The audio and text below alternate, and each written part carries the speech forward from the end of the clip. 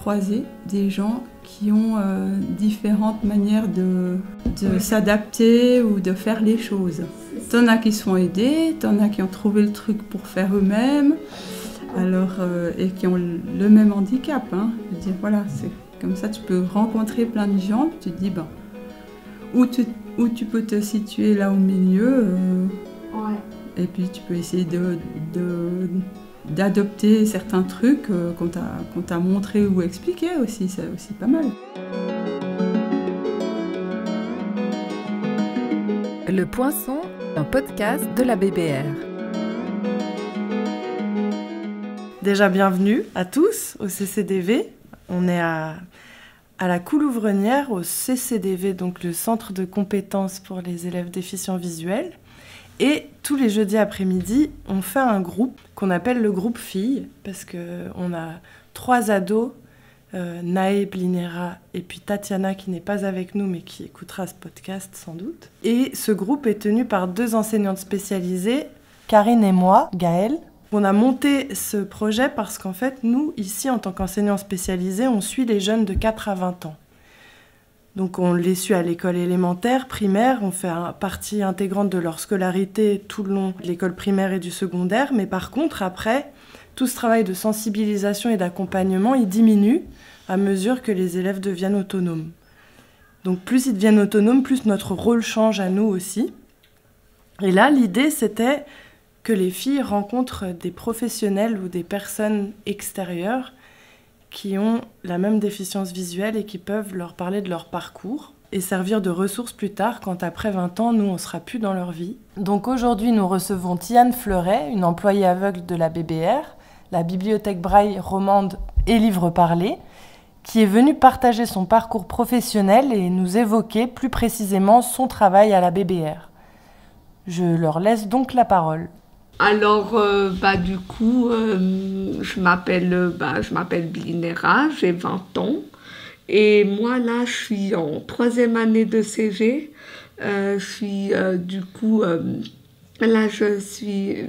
termine bientôt.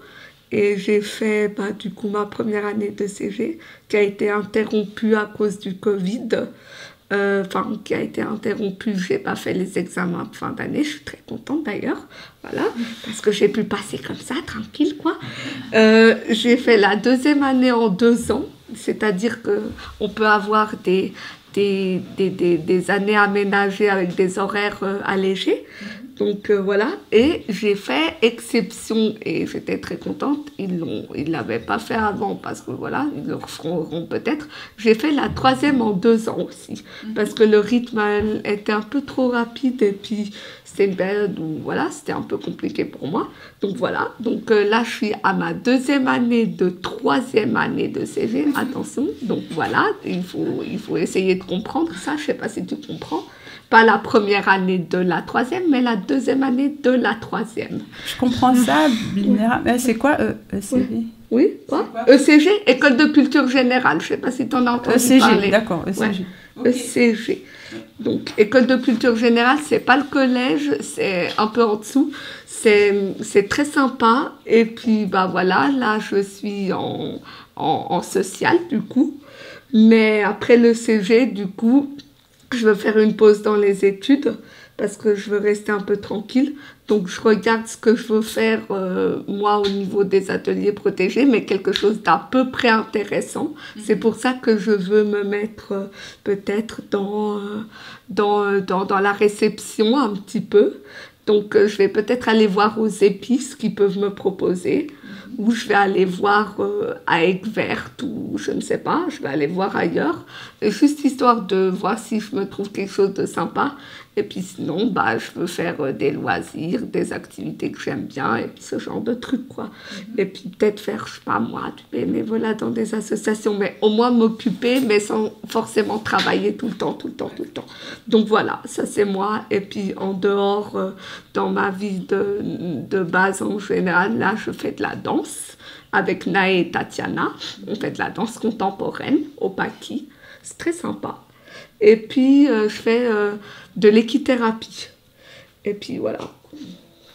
Ouais, c'est cool. Tu fais pas du judo aussi? Non, plus maintenant. Et toi, Naé, alors? Moi, du coup, j'ai je vais bientôt avoir 14 ans, je suis au cycle, enfin en 2e année. C'est du coup après l'école primaire. Après, en dehors des cours, du coup je fais la danse contemporaine avec Binera. Je fais aussi du piano et de la danse classique depuis pas longtemps. Même si c'est un peu dur. Ouais. Et après, sinon, je pense que je sais pas encore vraiment ce que je vais faire, mais en tout cas une partie de ce que je voudrais faire, j'aime bien écrire. Après, je sais pas où, comment je vais faire ça, mais... Journaliste ou... Non, écrivain plutôt. Écrivain. Ok. En fait, évidemment, comme vous, je me suis demandé ce que je voulais faire comme métier. Ouais.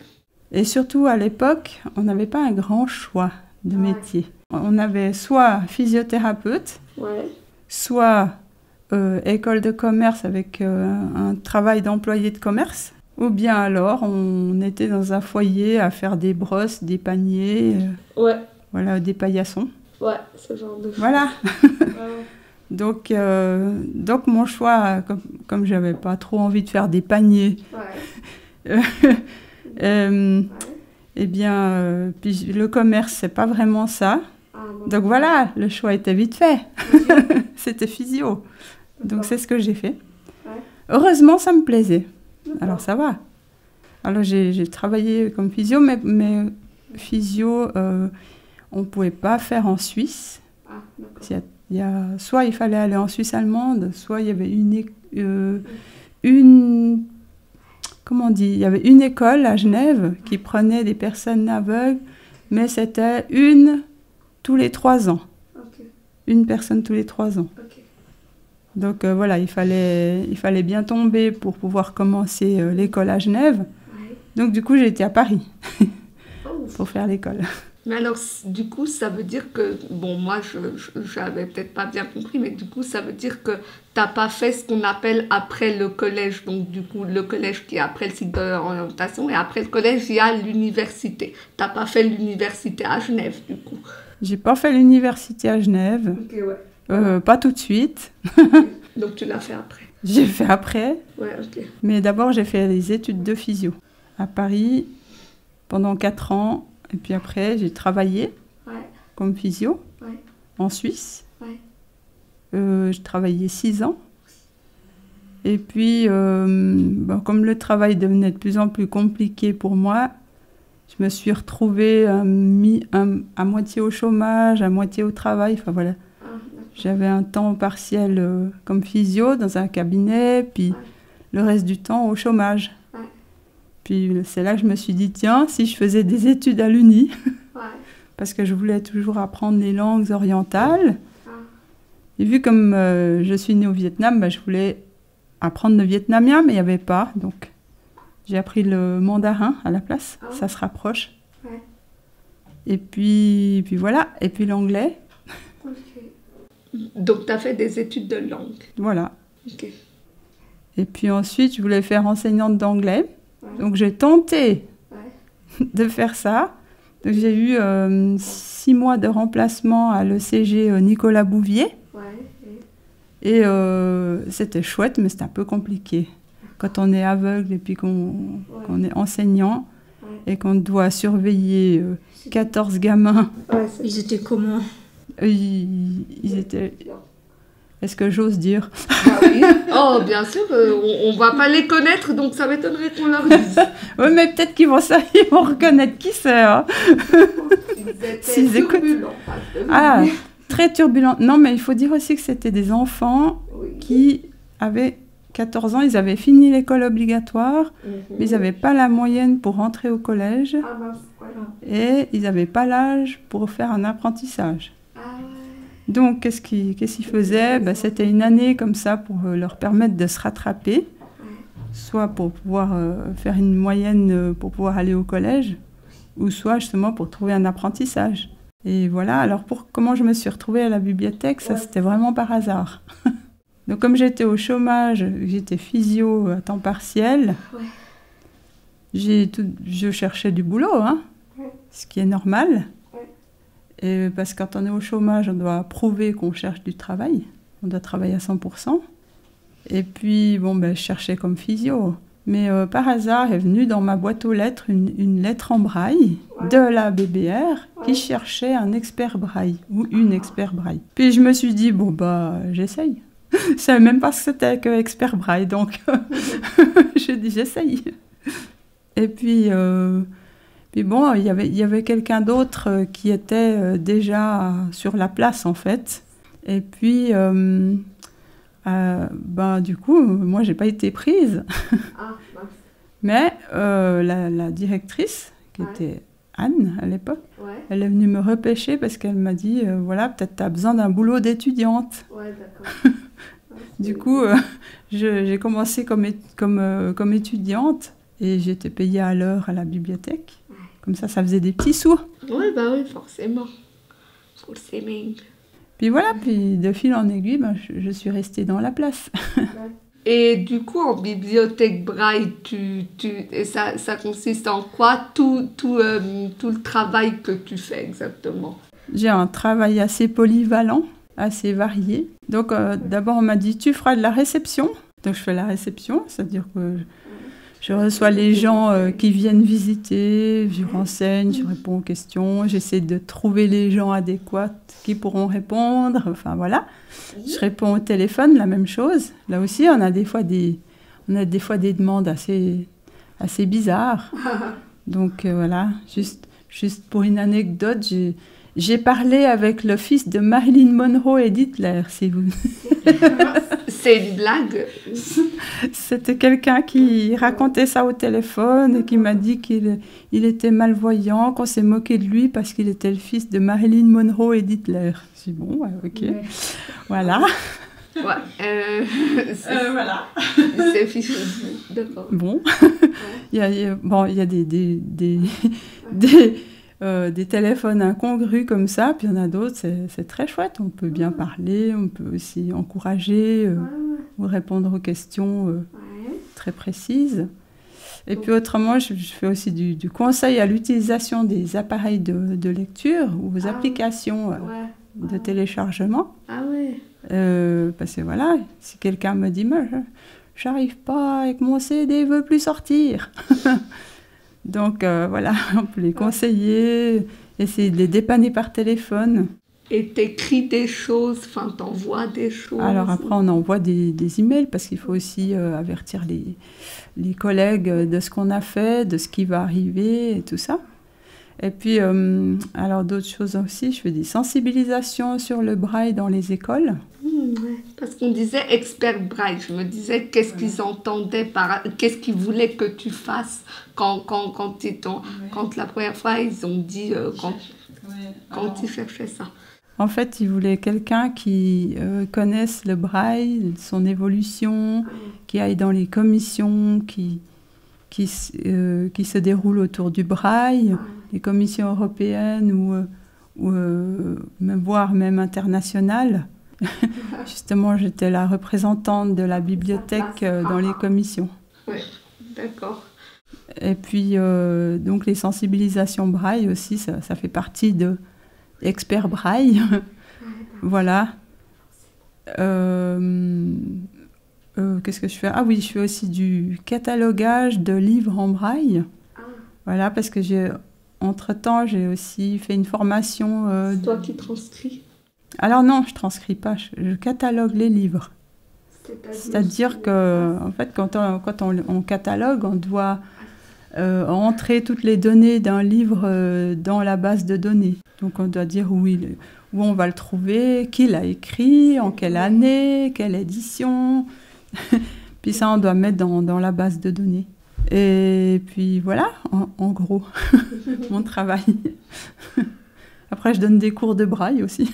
Ah oui, j'avais des cours de braille abrégé, pas forcément de braille intégral. Non. Moi, je peux donner les deux. C'est quoi le braille abrégé? Alors, le braille abrégé, c'est un braille qui sert à raccourcir un peu l'écriture et la lecture, ce qui fait que ça nous permet de lire un petit peu plus vite et même d'écrire un peu plus vite. Maintenant, j'aimerais bien savoir, moi, si cette discussion vous a apporter quelque chose. Oui, ça... Voilà, je voulais dire si ça répondait à vos demandes ou... Oui, ça c'est sûr. Non mais voilà, en fait, moi je vous posais la question parce que je me dis, en fait, moi je vis ma vie, ça fait longtemps que je la vis, que je trouve normale, voilà. Et puis, voilà, je me dis, et c'est vrai quand j'avais votre âge, j'avais pas non plus l'opportunité de parler avec des personnes aveugles. C'est en allant justement dans les associations pour personnes aveugles et en discutant avec elles, qu'effectivement, je me suis dit, ah oui, mais ça, c'est possible. Ouais, ça, c'est vraiment la question. Les associations, bon, tu as été dans des associations du canton de Vaud et de Genève. Ah, de Genève, toi, du coup. Ouais, parce qu'à part la bibliothèque Braille... Okay. Non, Vaud et Genève. Ouais, okay. Et puis, j'ai aussi été, quand j'étais à Paris, pour faire mes études de physio, c'était un centre pour personnes aveugles qui avaient déjà eu des professions et qui sont devenues aveugles tardivement et qui se sont, réorientées. Ouais. D'accord, ouais. C'était ce que disait Karine tout à l'heure, le fait de pouvoir faire des ponts et de vous donner des clés, les filles, pour qu'ensuite vous puissiez juste passer un coup de téléphone. Ouais. Parce que le but... Ensuite, c'est de pouvoir avoir un carnet d'adresses assez garni pour pouvoir faire plein de trucs. Ouais, c'est ça. Aller faire du sport, aller boire un café avec Tiane un jour, hors du CCDV. Mais c'est justement ça qui est bien aussi en fréquentant les associations, là, comme la FSA ou comme Handisport, des trucs comme ça. C'est que justement, tu peux croiser des gens qui ont différentes manières de s'adapter ou de faire les choses. T'en as qui se font aider, t'en as qui ont trouvé le truc pour faire eux-mêmes, alors, et qui ont le même handicap. Hein. Je veux dire, voilà, c'est comme ça, tu peux rencontrer plein de gens, puis tu te dis, où tu peux te situer là au milieu, et puis tu peux essayer d'adopter certains trucs qu'on t'a montré ou expliqué aussi, c'est aussi pas mal. C'est aussi intéressant, parce que justement ça peut te donner des idées pour t'adapter toi à certaines situations, quoi. Quand je dis toi, c'est moi aussi. En tout cas, merci beaucoup Tiane pour ta venue et pour tout ce temps que tu nous as consacré.